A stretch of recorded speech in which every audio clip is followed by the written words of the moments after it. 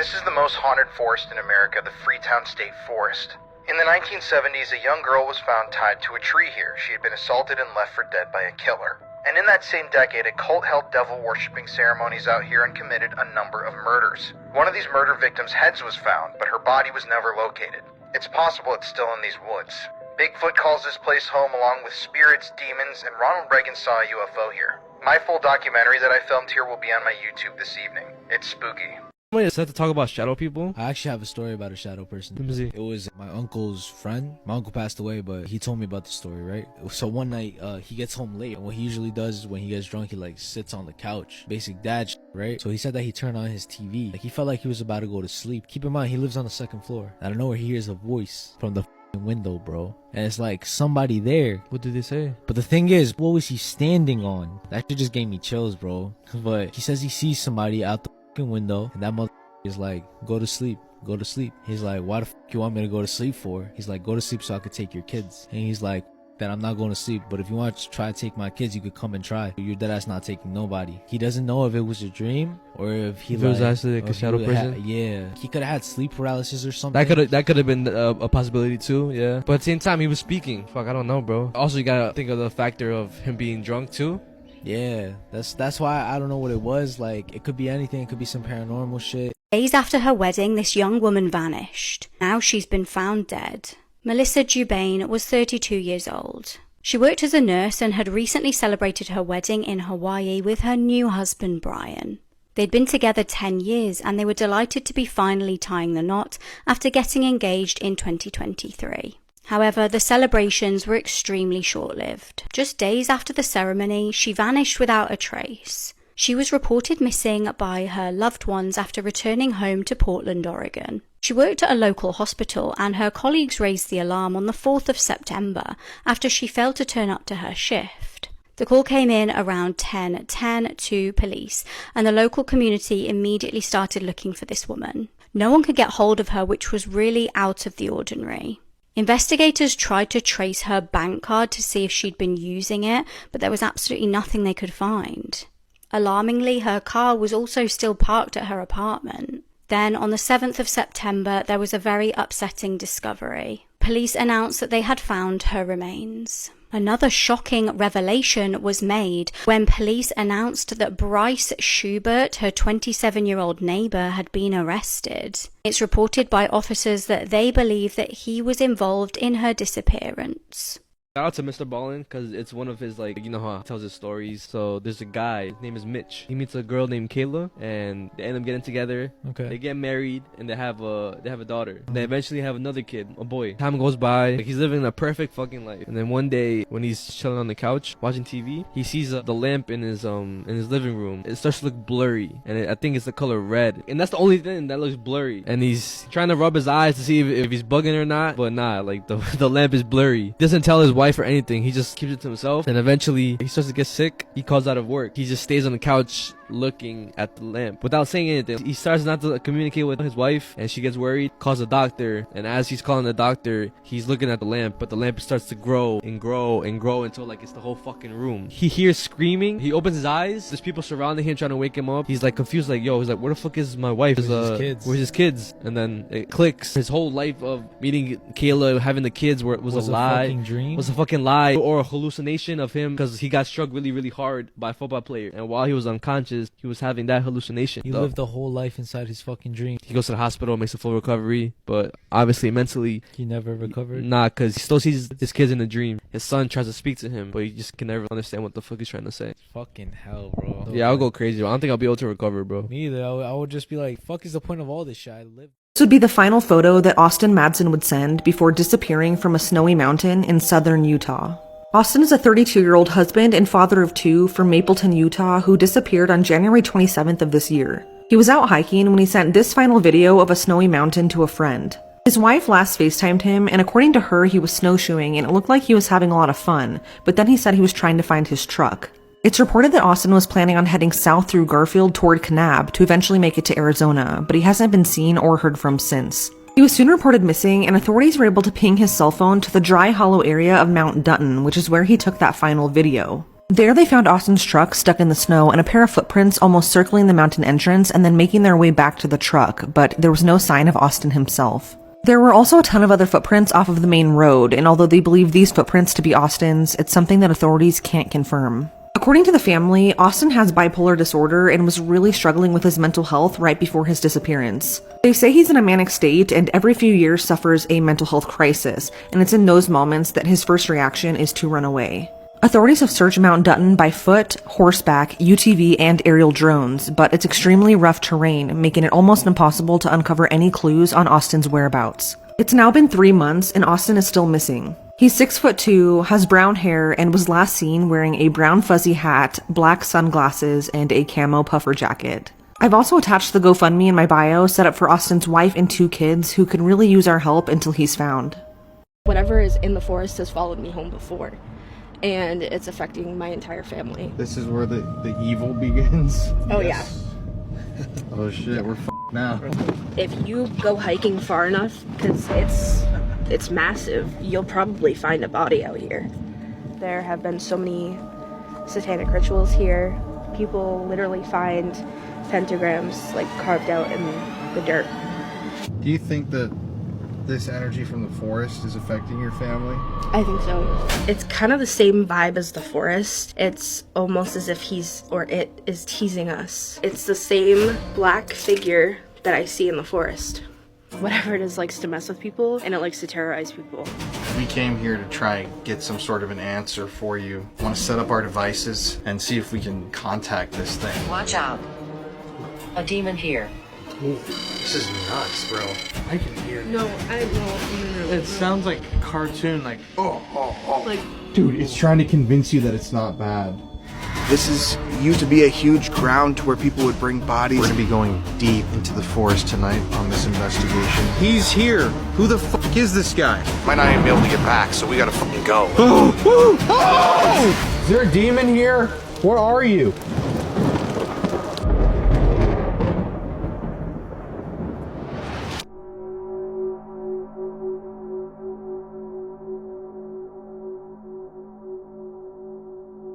In 2021, Hunter Lewis was planning a detailed treasure hunt for his family, but he went missing on the final day and he hasn't been seen or heard from since. Hunter was a 21-year-old aerospace engineering student at Cal State Long Beach who was an avid outdoorsman. For 2 years, Hunter had been planning an elaborate 3-day treasure hunt for his family. He was so detailed with it that he created clues and keys with a 3D printer and hid these items all over Humboldt County, California for his family to find. The treasure hunt began on December 30th, 2021, and while his family started the game, he launched his canoe into the Pacific Ocean off of Trinidad Bay. And this was to place his final treasure on Flatiron Rock, which is a small island a few hundred yards offshore.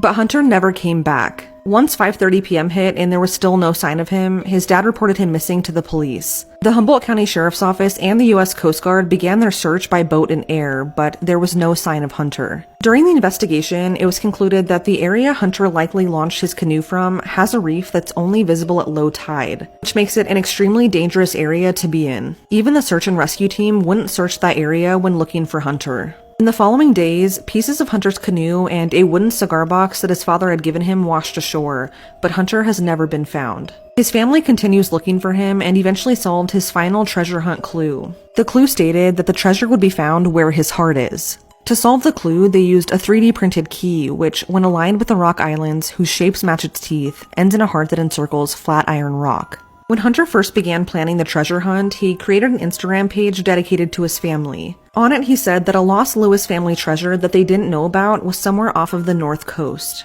But his family now says that it's really Hunter who is now their lost treasure. He is now in hell for eternity as a traitor to his country. It is said that those who commit treason and betray others occupy the lowest pits of hell for all time.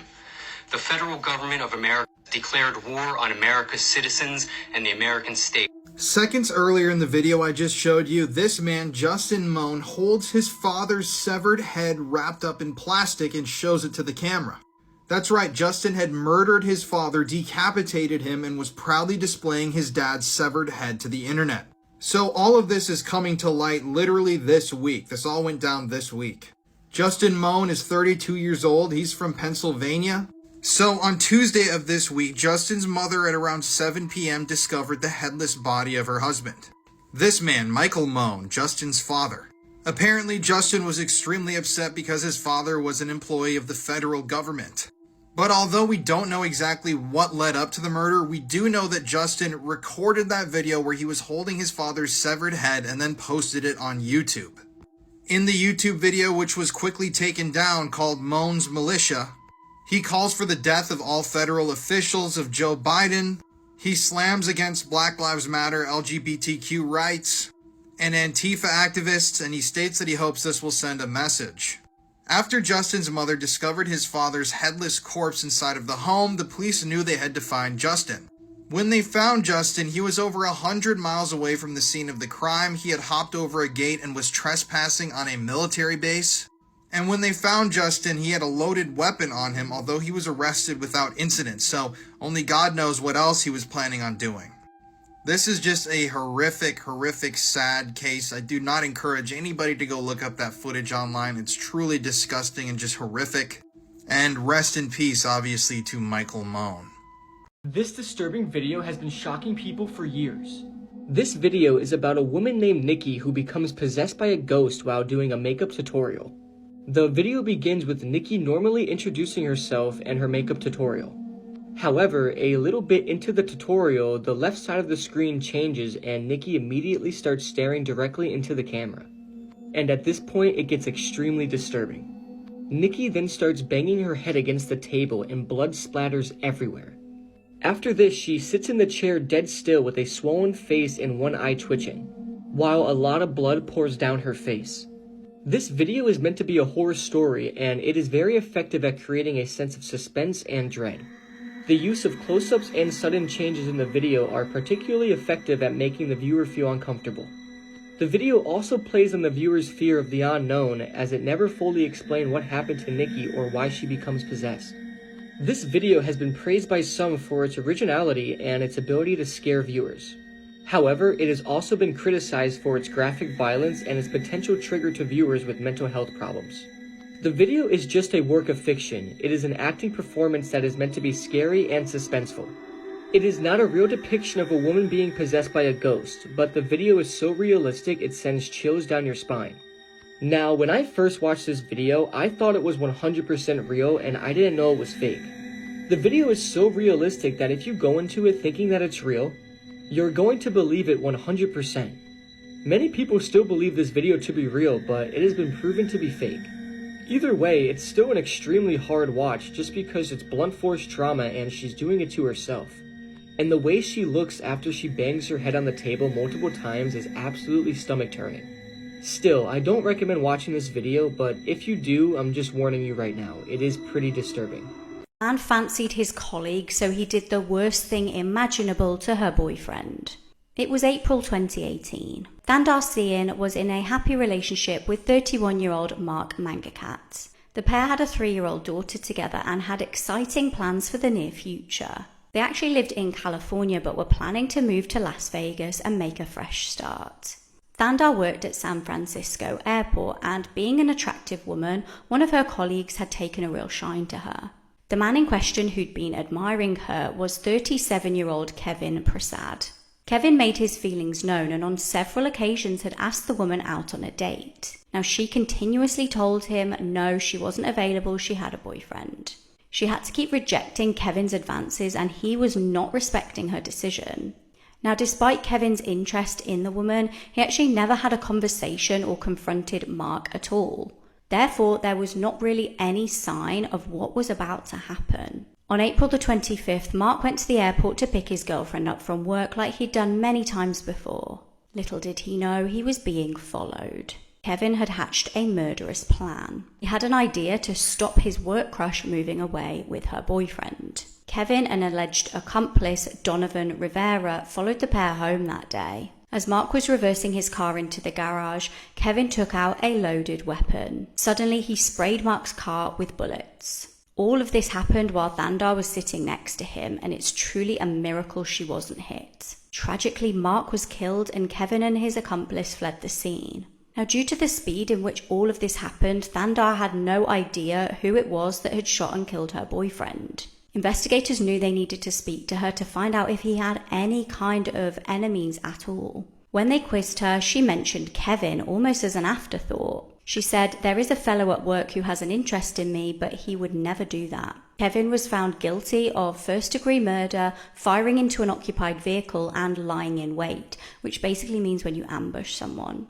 He was reportedly facing life in prison without parole, but I can't find it confirmed anywhere that that was the case. This man accidentally recorded his own death, and whatever you do, don't look up the video. For some people, deep waters scare the living hell out of them. But for others, it's kind of a thrill. And this is the case for 22-year-old diver Yuri Lipsky. He was a qualified scuba diver and he loved a challenge. And the Blue Hole, which is in the Red Sea of Egypt, presented quite a challenge. The underwater life is vibrant and colorful. The corals below are something out of a fantasy movie. To many divers, this is the dive of a lifetime. About 184 feet below the ocean's surface is something called the Arch. And it's a horizontal tunnel that leads from the vertical shaft of the Blue Hole to the open sea. And then the very bottom of this is a little over 300 feet deep. On April 28, 2000, Yuri Lipsky would begin his dive into the Blue Hole, and he would not come back alive. As part of the gear he was using, he had a camera strapped to him to record the beautiful journey. He also only brought 1 tank of oxygen and he had weights strapped to his sides. But what he doesn't know is about 7 minutes from now, he would be dead. He made it to the Arch, and from there he continued to go down. You can view the video of this whole thing on YouTube, but it's very uncontrolled, it's shaky, and honestly frightening after you know what happens. He would then land with a thud at the bottom of the Blue Hole, and at this point they believe he was suffering from nitrogen narcosis, which happens when you're breathing air under extremely high atmospheric pressure. And it also affects your higher functions. You begin to have these feelings of euphoria that basically creates a delusion that you're completely okay, but you're really not at all, and it also screws with your concentration. You have no idea what's going on and you don't know where you are. And for some reason, Yuri then removes his breathing apparatus. You hear Yuri gasping for air, and you can tell by the movements of the camera that he is thrashing back and forth for a breath. You can hear him literally struggling to breathe. And as you hear Yuri struggling to breathe and shaking all around, the camera then goes still, and this is the image where he died. This is just awful, and I really don't recommend watching the video of it. Rest in peace to Yuri Lipsky, and I really can't imagine going out like this. This is the oven incident, one of the worst ways somebody has ever died, explained. This takes place in England at a company called Piranha. This company makes plastic kayaks. This is Alan Catterall, and he worked for Piranha for 12 years. But that would come to a tragic end on December 23, 2010. An employee named Mark Francis noticed there was a technical issue with this oven right here. Now, Mark Francis happens to be the man who's marrying Alan Catterall's daughter. Mark shut off the power to the oven for about an hour. He climbed into the oven even though it was still a little hot, and he noticed there was a problem with one of the ball bearings. He fixed it and it was all good to go. He then powered the oven back on. But roughly 10 to 15 minutes later, they noticed smoke pouring out of the oven, which isn't normal. And when they opened the oven doors, they saw the burnt and deceased body of Alan Catterall. You see, Alan would go into the oven, which is something he would do all the time. He went in there with a scraping machine to scrape off some of the melted plastic. Now, Mark Francis never saw him go into the oven. So when Mark Francis powered the oven back on, there is a mechanism that shuts the doors automatically. And this is exactly what happened. Now, after they found Alan, they were able to tell that he was trying to use his scraping tool, or a crowbar, to pry open the doors. And if he was screaming for help, there was no way anybody would have heard him because the machinery inside of the building is very loud. So for at least 10 minutes, Alan was being cooked and burnt alive. There was no escape latch built into the oven. There was nowhere to go, nobody heard him screaming. The doors were too heavy for him to open with the crowbar, so he had to burn alive for 10 whole minutes. They found him with extreme burns all over his body, but he eventually died from shock. If you're wondering how hot it was inside of the oven, well, it was 536 degrees Fahrenheit. Mark Francis would go on to say that he was never fully trained on how to operate the oven, and that he was never told any safety procedures. Alan's daughter would completely forgive Mark Francis for what happened. She said that she knows it was not his fault and it was the fault of the company's. And Alan's daughter still married Mark Francis. The company was then charged with corporate manslaughter. Peter Mackert, who was the director of the company, was found guilty, and he was then fined £200,000. Rest in peace to Alan Catterall, and this death is just awful. This is the exact moment that 18-year-old Samantha Koenig was abducted from a coffee stand in Alaska. At around 8 p.m. on February 1st, 2012, Samantha was kidnapped from the Common Grounds coffee stand in Anchorage, Alaska by serial killer Israel Keys. She had been working alone when security footage showed her being approached by Israel, who walked up to the window, pointed a gun at her, and demanded that she turn off the lights. He then bound her hands together, jumped through the window, stuffed napkins into her mouth, and forced her into his truck before taking her back to his house where he lived with his girlfriend and 10-year-old daughter. Once at home, he tied her up in a shed in his backyard, went inside to make sure his family was asleep, and then went back out to the shed where he sexually assaulted and strangled Samantha to death. Israel then left her body in the shed and proceeded to go on a 2-week-long cruise with his family. Samantha was reported missing the next day, and the FBI quickly got involved, but unfortunately it was too late. When Israel returned home from the cruise, he decided to take a ransom photo of Samantha in order to receive money from her parents. He promised that she'd be unharmed if they sent him money. But in order to provide proof of life, he needed to make it look like she was still alive, so he proceeded to braid her hair and do her makeup, and he even went as far as sewing her eyelids open with fishing line. But in all reality, she had already been deceased for 2 weeks.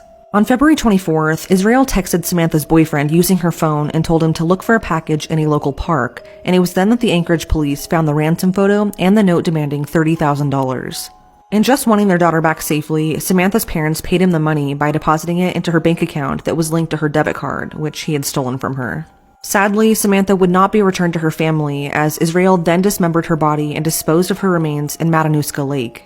Shortly after, he started using her debit card, which alerted authorities right away. He would disguise himself while withdrawing the money, but one ATM security camera caught him driving away in a white Ford Focus, and it was because of this that he would soon be caught. On March 13, 2012, a Texas state trooper located the car in question and started following him until he was speeding, at which point he pulled him over. Inside the car was Israel, and authorities then found Samantha's debit card and cell phone. Once arrested, Israel confessed to Samantha's murder, but he also confessed to much more. He claimed to have started killing people in 1998, and by the time he kidnapped Samantha, he claimed to have also killed 10 other people in multiple states. While incarcerated, Israel took his life by attempted strangulation and using a razor blade. Before he died, he drew 11 skulls in his own blood and wrote, quote, "We are one," end quote. This was the Madeleine McCann case of the 90s. It was July 1991. Ben Needham was a sweet little 21-month-old, born in Lincolnshire. His mum was Kerry Needham and his dad was Simon Ward. Now, Ben was actually staying with his family on the Greek island of Kos. His nan and granddad had a house over there, so it was really convenient for the family to get some sun and spend some time over there for free. It was the 24th of the month, and his mum Kerry had been working at a nearby hotel. On the day in question, Ben was staying with his grandparents for the day while his mum worked. Now, it was thought to be a fairly safe area, and his grandparents were actually doing up a farmhouse, so little Ben was kind of wandering around the farmhouse and playing. At 2:30 p.m. that day, they realised he had vanished without a trace. Now, initially, no one was really immediately worried. They kind of just thought maybe he'd wandered into a room, maybe he'd kind of got lost somewhere, or potentially one of the other family members could have swung by and picked him up. They thought maybe his uncle Stephen, who used to pop over occasionally, had potentially come and picked him up. However, it soon started dawning on them that this little boy had completely vanished. They rang police and the search was on. Now, police first questioned the parents and the grandparents, obviously, and kind of treated them like suspects. They were very suspicious that they might have something to do with his disappearance. However, it soon became clear that they were a loving family to Ben and just had no idea of his whereabouts. People started to wonder whether he'd been snatched or whether he'd had a terrible accident. The entire community were desperately searching for any sign of the child. The police, army and the fire brigade were all out in force. A huge team scoured the entire island. However, after 11 days, there was still absolutely nothing. Hope of finding the child alive was dwindling. The chief of police even announced, "We now believe we have searched every possible part of that area and the boy is not there. It leaves us with a great mystery. We have no theories, we have no solutions." Over the years, there's been an agonizing number of false reported sightings. For a while, it seemed that any sighting of a little blonde boy was reported to the police. Unfortunately, though, these did turn out to be just other children. In 1998, a man spotted a blonde boy who was around 10 years old playing with a group of dark-haired children on the beach in the area. Now, he said that he kind of stood out due to how different his colouring was from the rest of the group. The boy was DNA tested, though, and did turn out to be the biological son of the man who was there, claiming to be his biological dad. In 2003, Ben's mum, Kerry, released a book titled Ben. She wanted to spread awareness and get eyes back on the case. Her and her partner had gone on to have another child in 1994, who would have been Ben's older sister, Leanna.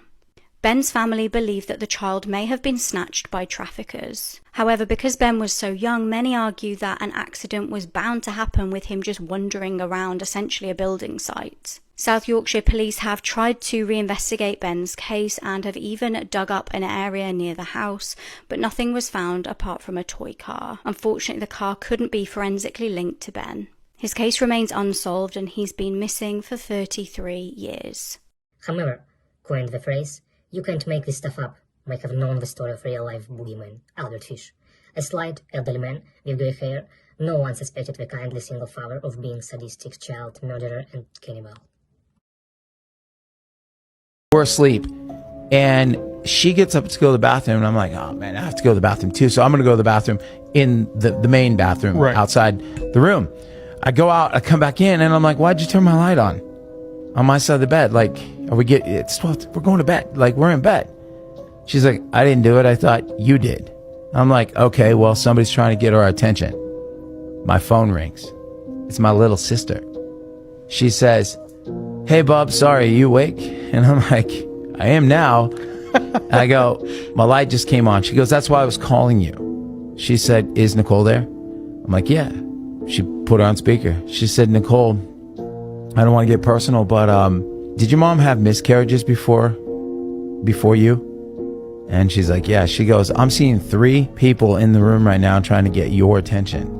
And they're your 2 brothers and your sister that weren't born. There's actually a dark, terrifying origins to the Amber Alert. This happened in 1996 in Arlington, Texas. And it was a little girl called Amber Hagerman, who was 9 years old, and she was riding her bike at her grandparents' house along with her brother Ricky. Next to the grandparents' house was a supermarket, which was abandoned. Basically, they're riding their bike there, you know, having fun and all. The little brother decided to go back to the house, so she stayed at the parking lot. That's when a black pull-up truck pulled up to her.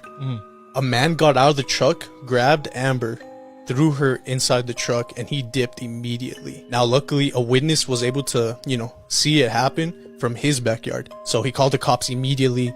The cops showed up pretty fast, bro. Like, within minutes. It was pretty fast. So there was a huge search for Amber all over Texas, basically, hoping that they could find her and see who abducted her. Even with all that happening, bro, like, they still couldn't find her. About 4 days later, there was a man who was walking his dog at midnight.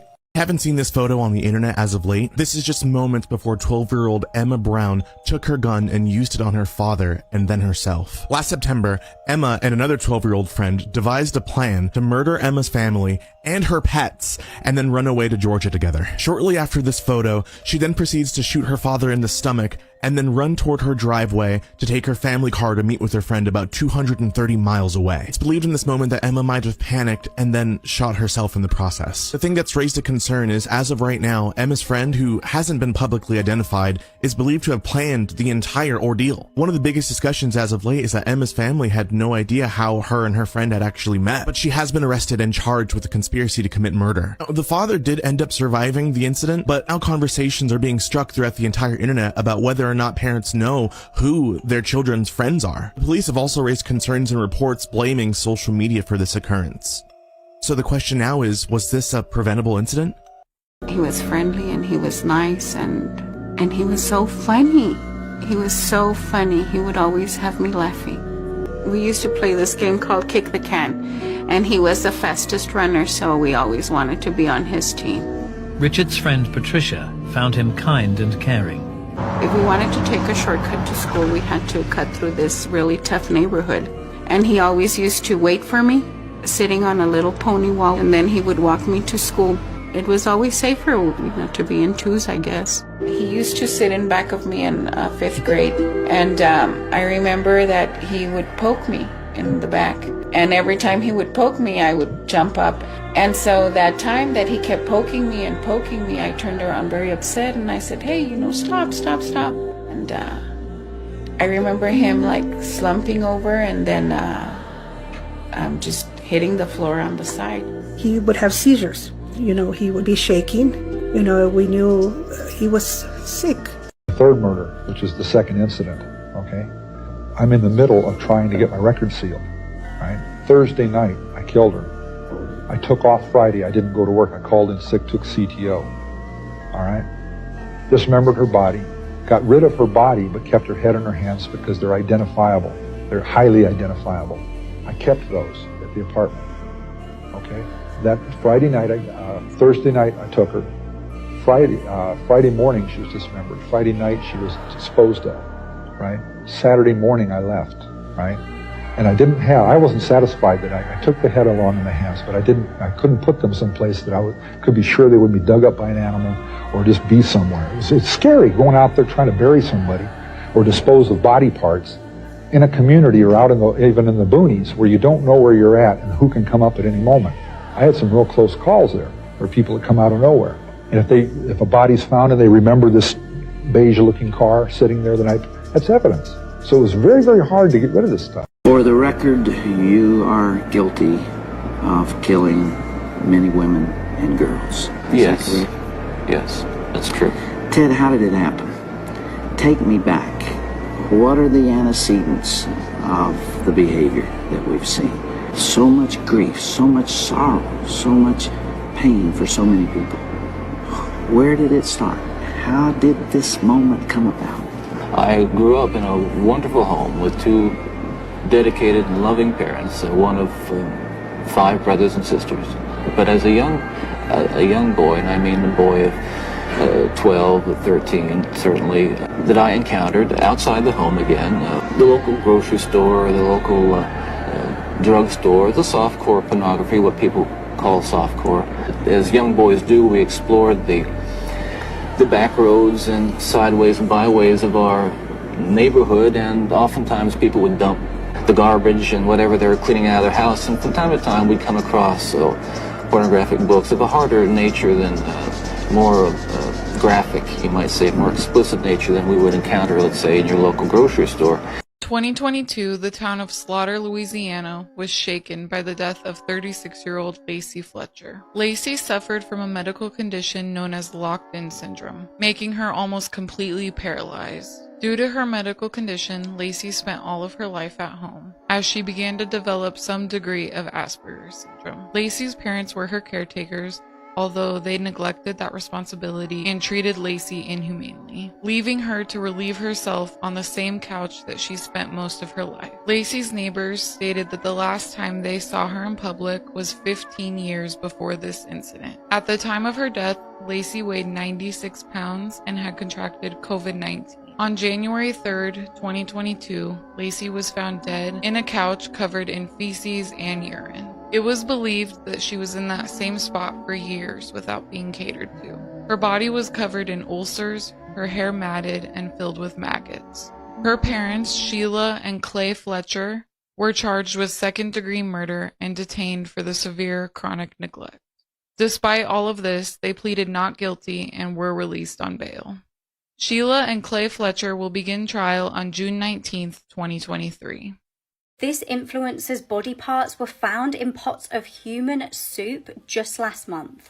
On the 15th of February, 28-year-old model Abby Choi posted a beautiful photo on her Instagram. She had no idea of her horrific fate less than 2 weeks later. On February the 25th, 2023, police made a horrifying discovery. A splatter-proof makeshift butcher's workshop was found in a rented 3-story home. Inside of the home, they found 2 human legs in a fridge and Abby's decapitated head in a soup pot. Alongside the head, carrots and radishes were also in the process of being cooked. Minced human meat was also found at the scene.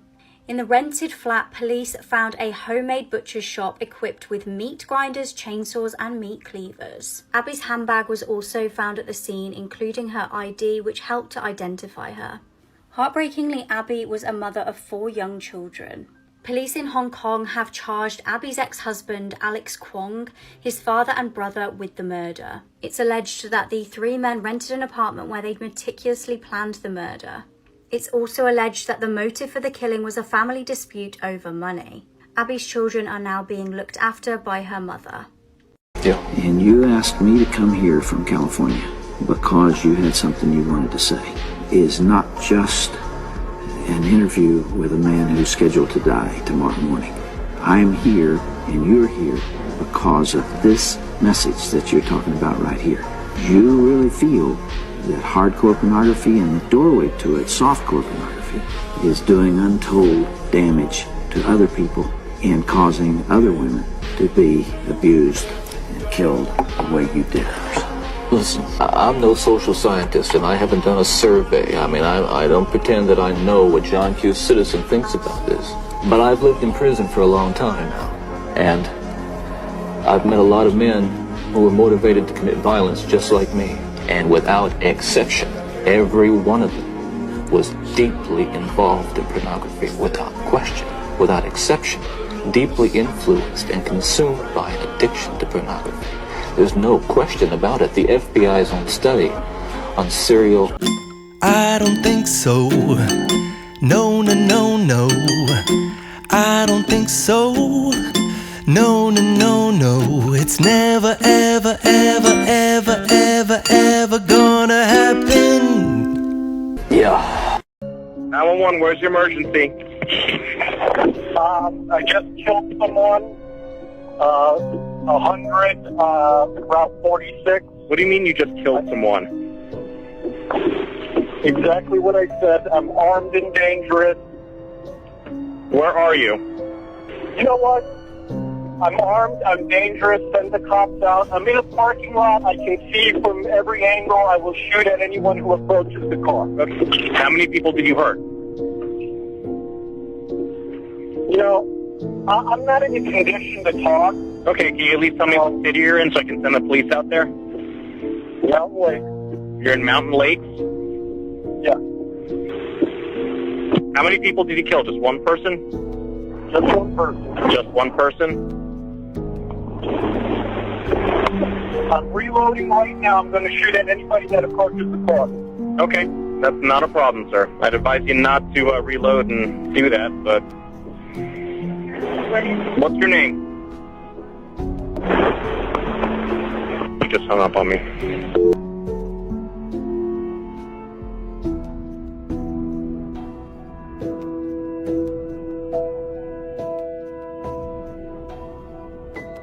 10-year-old serial killer. Viewer discretion is advised. This is Mary Bell, and she could easily be one of the most sadistic murderers in history, even though she was only 10 years old. Mary allegedly grew up being abused, and her mother would even sell her to other men at the age of 5. All of this abuse fueled this anger inside of her, and she had to find some sort of way to release it. On May 11th, 1968, Mary Bell was playing with a little 3-year-old toddler, and he mysteriously fell off of an air raid shelter. This was the start of her violent outrage. Just 2 weeks later, on March 25th, the boy Martin Brown's body was found dead inside of an abandoned building. It was later discovered that Mary lured this little boy into this abandoned building and strangled him with her bare hands. 2 years later, Mary then strangled a 3-year-old boy and carved the letter M into his stomach with a razor blade. And then she used scissors to cut and mutilate the body. Mary eventually confessed to this by writing notes because she was bragging about it, and the police arrested her. Here's the crazy thing. She was arrested and released just a couple years later, and today she could possibly still be alive. One of the terms for her confession was that after she was released, her name would be changed and everything. The latest information we have of her is pretty much she had a daughter when she got released, and nobody knows where she's at now. So what do you think? Do you think she should be forgiven because she was a child, or do you think that fire is still inside of her waiting to strike again? Let me know in the comments down below, and make sure to like and follow for more videos.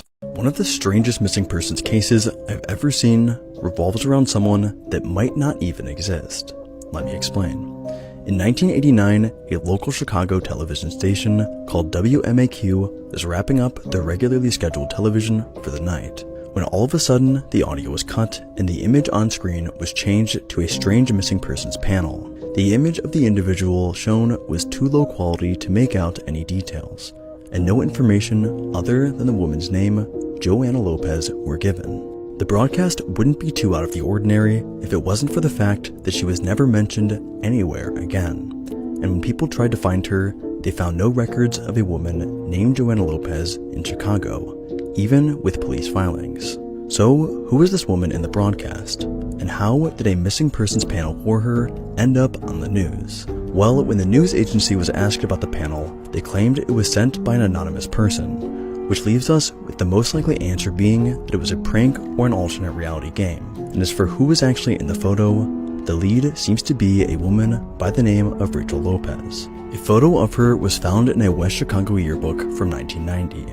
And although she has a different first name than Joanna, the fact that they look so similar and share a last name leads many to believe that she could be the one in the photo. Sadly though, it seems like we may never know for sure, as no one has been able to contact the woman in the yearbook. In 2007, Knoxville, Tennessee was rocked by the brutal murder of 21-year-old Shannon Christian and 23-year-old Christopher Newsom.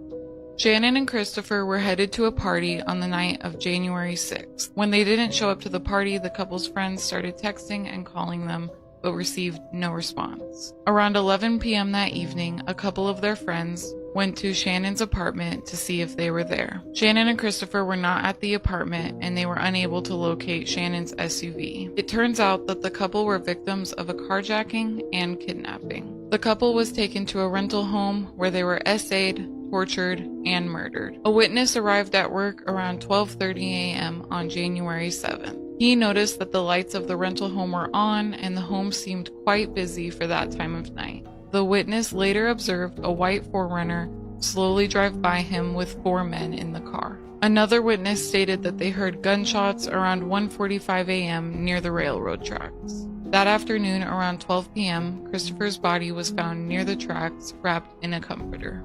Shannon was failing to respond to calls and text messages all day long. Using the last ping from her cell phone, authorities found her white 4Runner. On January 9th, authorities went to the rental home and found her body in a trash can in the kitchen. There were 5 people who helped commit this sickening crime, 4 of which were convicted to life in prison without parole, and 1 was convicted to the death penalty.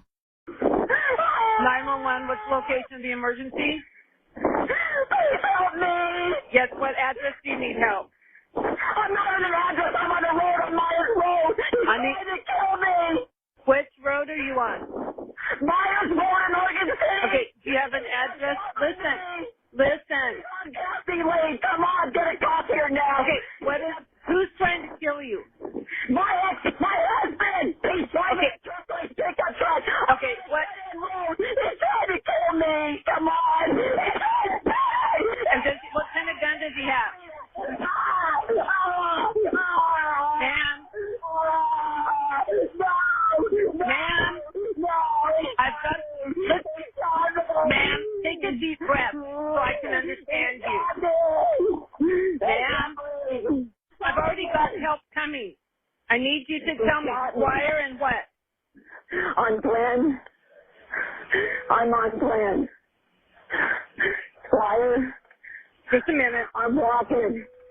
He shot me. Okay, you're on wire at Glenview Court? He shot me. Okay, where did he shoot you? In the chest. In the chest? He's over there.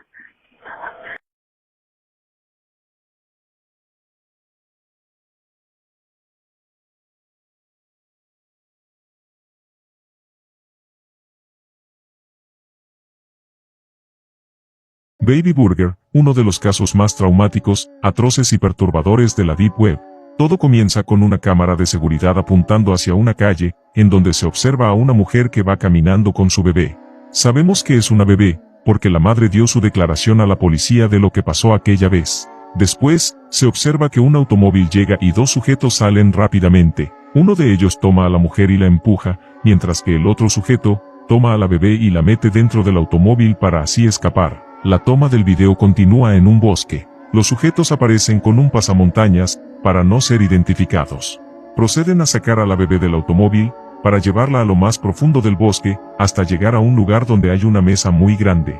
El otro sujeto procede a traer un aparato, el cual en este momento del video está cubierto por una tela amarilla. Uno de los sujetos toma a la bebé y la coloca en la mesa, para empezar a abusar de ella, en un terrible acto donde escuchamos los gritos que son desgarradores. El volumen del video sube exageradamente, provocando la risa de uno de los sujetos. Después, procede a darle algunas bofetadas, a lo que comienza a sangrar de la boca. Uno de los sujetos toma a la bebé de los pies, el otro, toma el artefacto quitándole la tela amarilla. Vemos que es una máquina para triturar troncos de árboles. Encienden la máquina y el sujeto posa frente a la cámara, dejando caer a la bebé. La cámara hace un enfoque a la caída de la bebé en dicha máquina, a lo que ésta se llena de sangre, igual que las camisas de los dos sujetos. Finalmente, la cámara enfoca a la carne molida que sale de la máquina, para que los dos sujetos comiencen a comerla. If I didn't know this was a true crime case, I would think it was a disturbing horror film. On the morning of the 7th of October 2022, a barefoot woman was running around Excelsior Springs, Missouri, bashing on people's doors. Witnesses describe her looking like she came straight from a horror film and she was calling for help. She'd been beaten, held captive and SA'd for weeks. The woman was a shocking sight. She was covered in injuries and was wearing a bin bag. Disturbingly, she was gasping for breath as she had a very tight metal collar locked round her neck. It was a nurse who opened the door to her and let her come in. The nurse started to call police, and at this point the woman panicked. She warned her that the captor would kill her and claimed that he had killed her two friends. When police got there, the woman explained that a man called Timothy had captured her the month prior. He'd been holding her hostage this whole time. She said he'd been keeping her locked in the basement and had been SAing her. Disturbingly, she told police that he actually had a young son who lived at the house with him. When Timothy had taken his young son to school the one day, she used it as her opportunity to escape. Police made their way to the home of 39-year-old Timothy Haslett Jr. and found the property did in fact have a basement like the woman described. Timothy was arrested and is facing 9 charges including first-degree kidnapping. He's being held on a $3 million bond and faces 5 life sentences. Before his arrest, police were actually called to his address 3 times. Twice they were asked to do welfare checks, and this was from an employer and also family members. Police have searched his home with cadaver dogs and they haven't yet released what they know. What? Look in there, mate. Look in there. What? Look in there. Mysterious case absolutely does not sit right with me. Someone knows something and has not come forward. On the 12th of July 2015, 18-year-old Tiffany and her parents attended a graduation party in New Jersey. At around 9 p.m, one of Tiffany's friends spoke to her parents and claimed that they were really annoyed because Tiffany had used their debit card without permission. Tiffany initially denied this to her friend, but then did admit this to her mum Diane a little bit later. At this point, they were all outside Tiffany's house and Diane went inside to find her husband. When she returned outside of the house, Tiffany had vanished. Now, they were able to see Tiffany on the deer cameras that they had outside the house. She appears to be walking down the driveway in her normal clothing and white headband. When they tried to find Tiffany, they actually made a terrifying discovery. Her phone was lying on the floor at the bottom of the driveway. Immediately, they knew something was wrong as Tiffany never had her phone out of her sight. At 11:30 p.m, her family called the police. Little did they know, 27 minutes earlier, Tiffany had been hit by a train. Frustratingly, pretty much straight away, police presumed this death to be a self-unaliving. However, that just didn't seem to fit with the evidence presented. All of Tiffany's family and friends said how much of an upbeat person she was and that she was really happy at the time. She was making plans for the future, and the autopsy also showed that she had a clean toxicology report. Now, in the deer cam footage, she was fully clothed, but when she was found, she was just in her underwear with no shoes on. Upsettingly, 2 weeks after her death, Tiffany's mum actually found her missing trainers and headband more than a mile away from the tracks. Could someone have murdered Tiffany and then dumped her body on the train tracks to make it look like she did this herself? Tiffany's parents certainly think so. They definitely suspect some foul play was involved. This is Japan's youngest murdered at only 11 years old. Nevada murdered her best friend. I honestly think this is one of the most interesting and messed up cases ever. And if you haven't heard about this case, click in that video and she'll give you the gist of what happened. When I first heard about this case, I saw every video, read every article about it.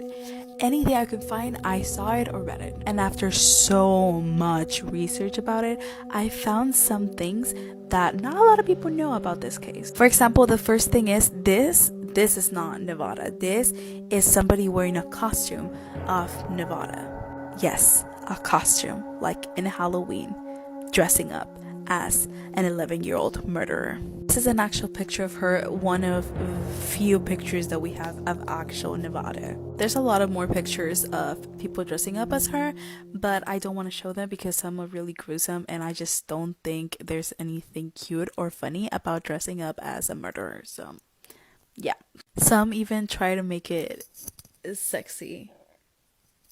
It's just I don't know, I just think it's weird.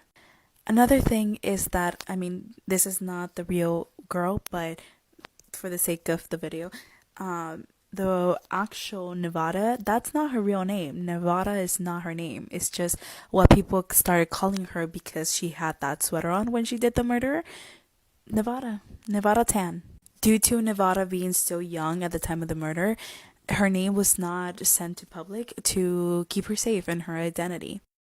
They never know her name because now she's out of jail and she has changed her name, probably changed states. She could be in the US, we don't know.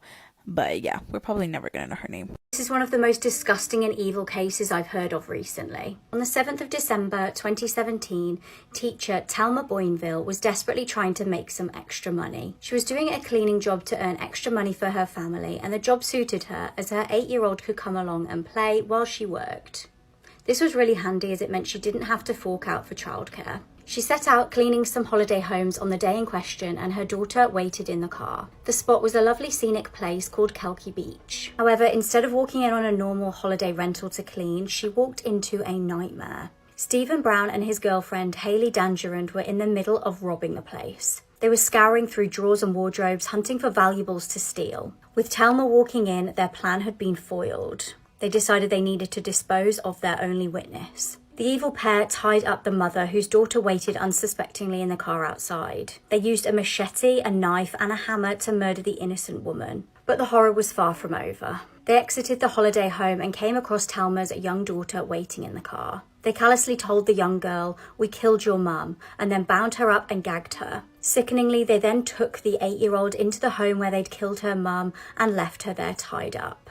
The 2 Australian tourists who were renting the holiday home then came back and found the crime scene. The 2 killers were tracked down hours later in Thelma's car, which they'd stolen and driven off in. Hayley was actually wearing her victim's earrings at the time. They actually begged for the officers to just shoot them and end their lives, but they wouldn't get away that easily. Thelma's husband, Kevin, wasn't actually allowed to see his wife's body due to the extent of her injuries. The autopsy revealed that she'd fought for her life, with many defensive wounds indicating a struggle. Since the murder, Stephen and Hayley have both tried to blame each other. Stephen was found guilty of second-degree murder and apparently showed no emotion as the verdict was read out. Hayley is currently awaiting trial.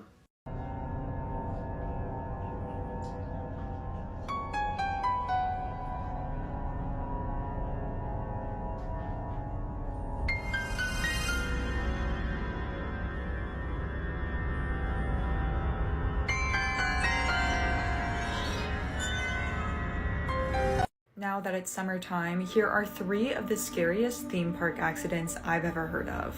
These stories are ordered to get more intense as it goes on, so if the first story is too much for you, then you probably don't want to stick around for the third. On June 21st, 2007, 13-year-old Caitlin Lassiter went to Six Flags of Kentucky. While she was here, she decided to go on the Superman drop ride. This is the kind of ride that lifts you up really high into the air and then it drops you down really fast. However, when their car got to the top, a cable snapped and became undone. This cable became wrapped around Caitlin's throat and feet. She was able to untangle the cord from around her neck, but she wasn't able to get to her feet before the ride dropped, and both of her feet were pulled off. They were able to attach one, but she did end up becoming an amputee. On June 2nd, 2015, the Smiler roller coaster in the UK was having several problems, and one of the test cars got stuck in the middle of the track.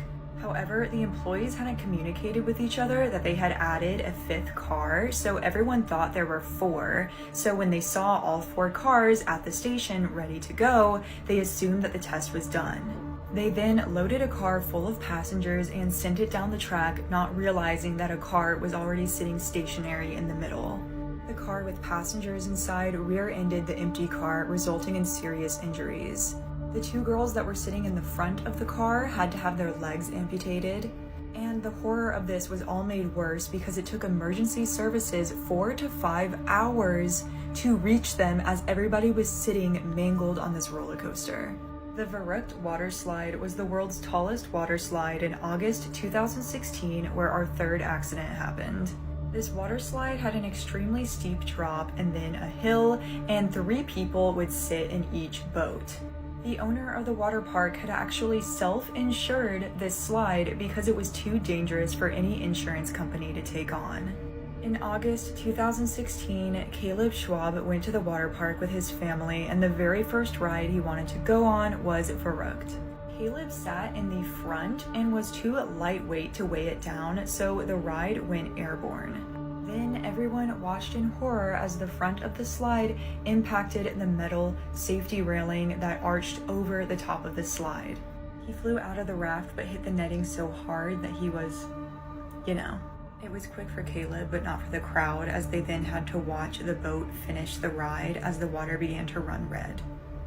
A guest at the park physically restrained Caleb's mom so she couldn't walk over and see what happened. So the last image she has of her son is excited to go on the ride and stepping into the line.